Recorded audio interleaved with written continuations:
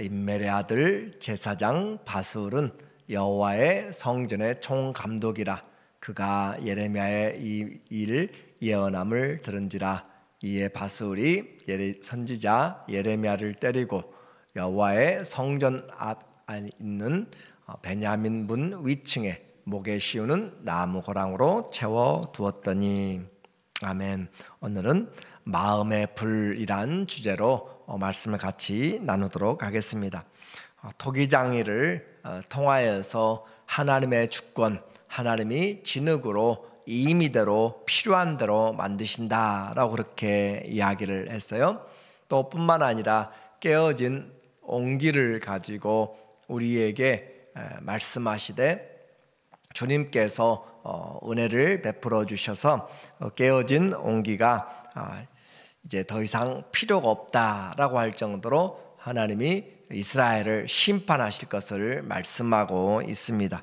그래서 흰놈의 아들 골짜기가 이제 더 이상 사람들의 이름으로가 아니라 죽음의 골짜기, 그렇게 하나님께서 그것을 심판하실 것을 말했어요.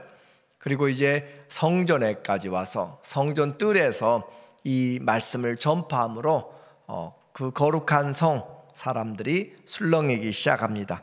조용하고 거룩하게 보였던 성전에 많은 사람들이 시끄러워졌고, 그리고 그 하나님이 계시는데 무슨 일이 일어날 수 있을까? 반역자다라고 그렇게 이야기하고 그를 잡으라라고 하는 내용이 오늘 이 예레미야 20장의 내용이죠. 그래서 예레미야의 체포를 명령합니다. 그래서 제사장 바술이 여호와의 성전의 총감독이 되었다라고 그렇게 말하고 있어요. 여호와의 제사장의 총감독이라고 하는 것은 우리 성경의 개역 한글에는 유사장이라 그렇게 되어 있고, 일반 제사장 중에서 가장 높이 올라갈 수 있는 자리가 바로 이 성전의 유사장, 또 총감독. 그러니까 아론의 후손에서 대제사장은 전체적인 것으로 종신직입니다. 그리고 일반 제사장이 올라갈 수 있는 최고의 자리가 바로 이 성전의 총감독이기 때문에 제사장, 대제사장 다음에 두 번째 제2인자가 되는 사람이 바로 이 제사장 바술이다라고 하는 거죠. 그래서 그가 성전을 소란케 하는 그 일을 들었고, 이제 바술이 선지자 예레미야를 때리고, 이 선지자라고 하는 단어를 이 예레미야에서 처음으로 지금 이 예레미야를 향하여서 쓰고 있어요. 선지자 예레미야를 때리고 여호와의 성전에 있는 베냐민 문 위층에 목에 씌우는 나무 고랑으로 채워두었더니, 목에 이렇게 양쪽으로 합쳐서 사람을 그렇게 감금하는 것을 지금 말하고 있죠. 여기서 때리다는 것은 채찍질하다라는 그런 의미가 있습니다. 채찍질하고 체포해서 구금했다. 자기 동료 제사장이에요. 그리고 그를 잡아서 그를 가두었다라고 이야기하죠. 선지자에게 폭력을, 또 체포를, 그리고 나무를 목에 씌우는 이런 구금은 있어서는 안 되는 일들을 지금 하고 있는 거예요. 그래서 예레미야가 당한 신체적인 첫 번째 핍박으로 나타나 있습니다. 다음 날 이 바술은 예레미야를 풀어주었지만 이미 그에게 향한 하나님의 심판은 선고가 되었어요. 3절에 보면은 3절에 말하기를, 다음 날 바술이 예레미야를 목에 씌우는 나무 고랑에서 풀어주매 예레미야가 그에게 이르되 여호와께서 내 이름을 바술이라 하지 아니하시고 마골 미사빔이라 하시느니라. 그래서 이 바술이라는 것은 평화 또는 자유라는 그런 의미가 있고, 사방의 풍요로움, 그런 아주 좋은 이름인데, 하나님께서 그에게 이제 마골 미사빔이라고 하는 것으로 사방의 공포라고 하는 사면 초가에 우겨싸인 그런 내용, 어떻게 보면 이 예레미야에게 주어졌던 닉네임, 별명이에요. 예레미야가 모든 사람들에 대해서 공포를, 또 심판을 선포함으로 사람들이 예레미야에게 아마 붙였을 수 있는데, 이제는 하나님이 바술에게 공식적으로 그의 이름을 말하고 있습니다. 그래서 그는 그의 친구들, 사랑하는 사람들 모두가 다 바벨론으로 끌려갈 것을 이제 구체적으로 하나님이 그의 이름을 통하여서 말씀하고 있어요. 6절에 보니까 그는 포로되어서 객살하게 됩니다. 바스후라, 너와 내 집에 사는 모든 사람이 포로되어 옮겨지리니 네가 바벨론에 이르러 거기서 죽어. 여기서 바벨론이라는, 예레미야가 심판에 대해서 말할 때 바벨론이라고 하는 나라를 지금 처음 다시 또 쓰고 있어요. 이사야는 여러 번 반복해서 했지만 지금 첫 번째 나오는 바벨론에 이르러 거기서 죽어 거기 묻힐 것이라. 너와 너의 거짓 예언을 들은 내 모든 친구도 그와 같으리라 하셨느니라. 그래서 그에게 하나님의 말씀 안에서 이제는 그가 거짓 예언했다, 하나님께 올바로 받지 않은 것들을 예언하게 되는 그런 일들을 하고, 그의 말을 들었던 자들도 함께 망하게 되고 그 자신도 포로가 되어서 거기서 죽게 되는, 하나님의 말씀은 바뀌지 않습니다. 하나님의 말씀 우리가 임의로 바꿀 수가 없습니다. 선지자의 입을 막는다고 해서 그 말씀이 없어지지 않습니다. 진리는 진리이기 때문이고, 내가 거부한다고 해서 하나님이 또 안 계신 것도 아닙니다. 하나님은 하나님이기 때문에 그렇습니다. 그래서 말씀을 대적하는, 특별히 진리이신 하나님의 말씀을 대적하는 인생처럼 불쌍한 영혼이 없습니다. 오히려 우리는 주여 나를 보내소서, 주여 말씀하신 대로 이루소서라고 그 말씀 앞에 나오는 사람이 가장 복된 사람이고 축복된 자들이죠. 그래서 일평생 살아가면서 하나님의 말씀에 대적하여서 서는 자들이 없는 우리의 삶이 되어야 돼요.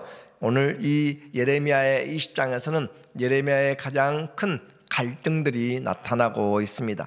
삶과 사명이라고 하는 전체적인 주제를 제가 예레미야에 시작하면서 함께 하고 있어요. 삶을 살아간데 우리의 그냥 인생의 목적이 분명한 하나님의 사명이 있다라고 하는 것이죠. 그래서 이 삶과 사명, 어떻게 보면 이 20장이 예레미야서에서 가장 힘들고 어려운 장 중에 하나가 이 선지자에게 나타나고 있는 그런 자리를 차지하고 있습니다. 그가 받은 사명, 하나님 앞에 받은 사명은 7절에 보니까 하나님이 불러 맡기신 사명이 여호와여 주께서 나를 권유하심으로 나를 꾀었다, 유혹했다라는 그런 단어입니다. 하나님이 나를 권유하심으로 내가 그 권유를 받았사오며, 이런 내용은 아주 무언가 사람을 속이기 위하여서 그렇게 했다는 그런 내용이에요. 출애굽기의 내용을 보면은 어떤 남자가 여자를 꾀어라고 하는 그 단어와 똑같이 쓰여 있습니다. 그래서 하나님께서 이 예레미야를 꾀어서 유혹하여서 사탕발림을 한 것으로 그렇게 표현되는 거죠. 그래서 그에게 하나님의 사명을 맡겼다. 주께서 나보다 강하사 이기셨으므로 내가 조롱거리가 되니, 하나님이 예레미야를 나는 어립니다, 난 할 수 없습니다 라고 하는데, 아니야 너는 할 수 있어, 내가 너와 함께 하겠어 하면서 꿰어서 이것이 가장 중요한 인생의 일이야 라고 그렇게 그를 부추기면서 그렇게 선지자의 사명을 주셨어요. 그런데 주님이 강하셨기 때문에 이기셨는데, 이제는 주님이 나와 함께 하신다고 해서 내가 꾀임을 받고 왔는데 막상 하나님의 말씀을 선포하니까 사람들은 나를 대적하고 이건 도무지 나를 감금하고 때리고 하나님 앞에서 많은 어려움을 당하게 되는 거죠. 사람마다 종일토록 나를 조롱하나이다. 왜 조롱하겠어요? 심판이 임한다라고 했는데 실제적인 심판은 아직 임하지 않았습니다. 계속적으로 당신이 그렇게 하면 안 됩니다, 이것은 하나님의 심판입니다 라고 그렇게 오늘도 내일도 그렇게 회개하라고, 또 오지병까지 가서 깨뜨리고 또 허리띠를 가서 보여주면서 여러 가지 행위들을 하는데, 결혼도 않고 잔치집에도 가지 않고 상가집에도 가지 않고 하는데 여전히 세월은 아침에 눈을 떠보면 똑같아요. 변함이 없는 것 같아요. 그러니까 저 선지자의 이야기는 들을 필요가 없다, 우리를 두렵게 하는 자라고 하면서 그를 조롱하기 시작했고, 어떻게 해서 그래 한번 너가 진짜로 한번 걸리기만 해봐라 라는 것으로 그렇게 그를 잡으려고 하는 거예요. 이것은 예레미야와 하나님, 그리고 예레미야와 백성들 사이, 이렇게 지금 그 가운데서 갈등하는 예레미야의 삶입니다. 예레미야는 하나님과 긴밀한 교제를 했어요. 하나님이 그를 권유하였습니다. 그를 하나님이 설득하였어요. 그래서 그의 하나님의 직분을, 하나님의 일을 맡기셨어요. 그런데 그 직무는 힘들었습니다. 예레미야에게 준 그 내용은 하나님이 모두가 다 심판을 받게 되리라라고 하는 강한 메시지였어요. 하나님을 따르면 우리에게 편함이 올지 모릅니다. 그러나 우리는 그렇게 생각할지 몰라요. 그러나 하나님의 말씀을 따른다고 해서 우리에게 평안이나 또 우리에게 잘 축복된 그 길이 아닐 수도 있습니다. 가시밭길이 될 수도 있다는 것이죠. 좁은 길이 될 수 있어요.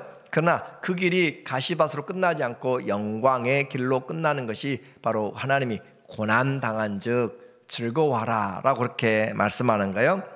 심판의 말씀을 받았는데 그 말씀은 사람들에게 환영받지 못합니다. 오늘도 이 시대에도 우리는 하나님의 말씀을 받으면 잘 될 것 같지만 그렇게 되지 않고 사람들에게 오히려 더 많은 욕을 먹을 수도 있습니다. 환영받지 못합니다. 그럼에도 불구하고 선지자는 그 말을 선포해야만 돼요. 8절의 내용입니다. 그래서 내가 말할 때마다 외치며 파멸과 멸망을 선포함으로, 이 예레미야는 외칠 때마다 받은 말씀이 그 말씀밖에 없어요. 그래서 이 파괴와 멸망을 선포하기 때문에 사람들이 그를 싫어하는 거죠. 여호와의 말씀으로 말미암아 내가 종일토록 치욕과 모욕거리가 됨이니이다. 날마다 가서 하나님은 변화도 없는데 내일도 또 그 다음 내일도 계속적으로 이야기하고 있어요. 예레미야는 요시야 왕 13년부터 해서 그래서 기원전 627년부터 약 40여 년을 넘게 하나님의 복음을 이렇게 선포하였는데 계속 그에게 한 20년을 그렇게 이야기를 해도 전혀 변화가 없는 그런 삶의 현장이에요.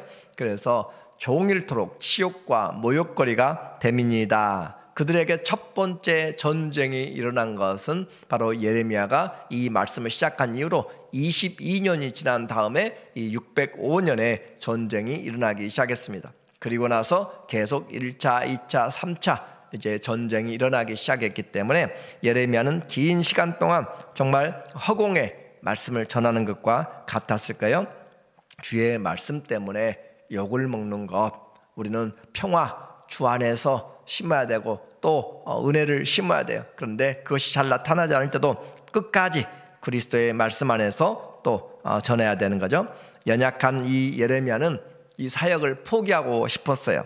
그러나 그 속에 들어와 있는 하나님의 말씀, 그 말이 속에서 받았기 때문에, 하나님이 심판의 말씀을 주셨기 때문에 견딜 수가 없었습니다. 9절의 오늘 핵심 주제의 말씀이에요. 내가 다시는 여호와를 선포하지 아니하며 그의 이름을 말하지 아니하리라 하면 나의 마음이 불붙는 것 같아서 골수에 사무치니 답답하여 견딜 수 없나이다 라고 그렇게 표현합니다. 내가 하나님의 말씀을 하도 전하기만 해도 매일 반복되는 말씀, 어떻게 보면 우리도 새벽에도 또 저녁에도 또 여러 이야기에서 계속적으로 주일에도 하나님 말씀 순종하라 라고 하는 것이고, 그렇게 전도하라 기도하라 하는 것이잖아요. 성령에 충만하라는 것이에요. 그런데 그런 말씀들을 전하는데 전혀 변화가 되지 않는 그런 마음 가운데서 전하지 않으면 욕을 먹지 않을지 몰라요. 그러나 그 안에, 선지자 안에 이 받은 말씀이 불이 되어서 내 마음이 불붙는 것 같아서 뼈가, 골수가 사무치니 답답하여 견딜 수 없다. 우리 안에 열이 나면, 내 안에 화가 돋으면, 그 열이 커지면 도무지 견딜 수가 없고 온 몸이 열로 또 열꽃으로 피게 됩니다.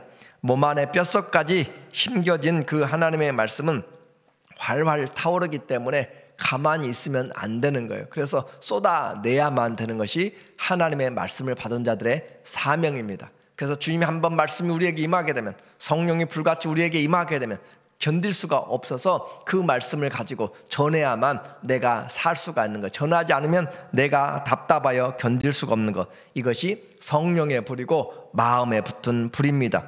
우리 안에 심겨진 말씀이 이와 같이 불이 되게 될 때 우리는 삶이 변하게 되고 우리가 하나님의 사람, 말씀에 붙잡힌 사람이 되는 거예요. 그래서 사명은 그 어떤 환경, 핍박과 어려움보다 이 불붙은 마음이 더 강하기 때문에 누가 뭐라고 하는지 하나님의 말씀 안에서 살려고 하는 것이 우리의 신앙생활입니다. 예레미야는 이와 같은 일을 보면서 견딜 수 없어서 다시 내일도 나가서 전해야만 되고 그 다음날도 나가서 전해야만 되는, 이것이 하나님의 말씀이 그에게 임한 사람들, 오늘 우리에게 말씀이 불이 되어서 내 마음에 불이 무엇으로 붙었는가? 사람이 나를 핍박함으로, 아니면 사람들이 나를 모욕함으로 그 분노에 불붙어서 화병이 생기는 것이 아니라 하나님의 말씀이 내 안에 들어오고 성령이 내 안에 불같이 내 안에 임함으로 그 말씀이 우리를 인도하고, 그래서 그 말씀 가운데 살아가야 되는데, 예레미야는 가만히 생각해 보면 자기 자신은 도무지 어떤 능력도 모세처럼 받은 것이 없어요. 엘리야처럼 받은 능력이 없어요. 어떤 기적도 하나도 예레미야는 기적을 행한 것이 성경에 나타나지 않습니다. 그래서 그는 참 답답하고 힘들어서 하나님, 내가 차라리 태어나지 않았으면 좋았겠습니다 라고 그렇게 탄식하는 모습을 우리에게 보여줘요. 18절에 보면은 어찌하여 내가 태에서 나와서 고생과 슬픔을 보며 나를 부끄러움으로 보내는고 하니라. 욥도 같이 탄식했잖아요. 어찌하여 내가 잉태하여서, 내가 그날이 없었더라면, 내가 어머니 태중에서 내가 죽었더라면, 그런 식으로 그렇게 자기의 출생을 비관하면서 하나님 앞에 토로하는, 이것은 믿음이 없다라기보다는 그만큼 그 안에 가지고 있는 갈등들이에요. 신앙생활한다고 갈등이 없는 건 아니잖아요. 하나님 앞에 이와 같은 모습을 가지고 예레미야는 지금 기도하는 것이죠. 그래서 내가 태어나던 날 아들이다 라고 했던, 그렇게 외치는 자의 소리가 그 사람이 없었더라면, 그렇게 하면서 자신의 출생을 하나님 앞에 그렇게 돌아보면서 토로하면서, 내가 지금 친구들에게 또 동료들에게 또 모든 사람들에게 멸시를 받는 이런 것들을 내가 당하지 않았을 텐데 라고 해보지만 그것은 결국 아무것도 아닙니다. 그에게는 그 모든 것들이 하나님 앞에서 해도 다 헛된 것들이고 물거품이에요. 중요한 것이 바로 이 하나님의 말씀이 그 안에 이제 와 있기 때문에 그는 말씀에 붙잡힌 자의 삶을 살게 됩니다. 혼돈스럽고 또 하나님의 일들이 어렵게 보일지라도 주님은 결코 실수하지 않으시고 반드시 일을 이루십니다. 주님을 사랑하는 자, 그 뜻대로 부르심을 입은 자들에게는 모든 것이 합력하여 선을 이루게 됩니다. 그러므로 예레미야는 그 과정에서 다시 또 일어나게 되고, 또 하나님의 말씀을 주므로 내가 주의 말씀을 얻어먹고 힘을 얻고 또 나가게 돼요. 어떤 모욕과 어떤 위기와 어떤 적보다도 더 강한 것이 주의 말씀이기 때문에 그렇습니다. 그래서 환경을 이기는 것은 우리 안에 있는 하나님의 말씀, 내가 가서 무엇을 하든지 내 안에 주어진 말씀이 있다면 그 말씀 우리를 살려내고 그 말씀이 우리를 위로하고 그 말씀이 우리를 세워나가는 것이에요. 그래서 사도 바울의 말씀으로 오늘 우리의 말씀을 같이 마치도록 하겠습니다. 사도행전 8장 24절에 말하고 있어요. 내가 달려갈 길과 주 예수께 받은 사명, 곧 하나님의 은혜의 복음을 증언하는 일을 마치려 하면은 나의 생명조차 조금도 귀한 것으로 여기지 아니하노라. 나의 생명조차도 조금도 귀한 것으로 여기지 아니하는 그런 것은 바로 우리가 받은 사명. 우리의 인생에서 우리 성도는 모두가 사명이 있습니다. 때를 얻든지 못 얻든지 이 말씀을 전해야 될 사명이 있습니다. 말씀이 승리합니다. 주님이 부르셨으면 주님이 책임지십니다. 오늘 변화가 없고 내일 변화가 없을지 몰라도 하나님은 반드시 성취하십니다. 이 시대가 거칠고 힘들어도 우리는 부름받아 나선 사람들입니다. 성령이 충만하여 말씀에 증인되는 그런, 말씀이 내 안에 머물고 성령이 내 안에 머물고 하나님의 사랑이 내 안에 머물러서 주님과 동행하는 믿음의 삶 사시기를 예수님의 이름으로 간절히 축원합니다. 아멘. 기도합니다. 하나님 아버지, 오늘 우리에게 주의 말씀이 불이 되게 하여 주시고 성령이 내 안에 임하게 하여 주시고 그리하여 주의 말씀에 붙잡혀 사는 삶을 살게 하여 주시옵소서. 예수님의 이름으로 감사하며 기도합니다. 아멘.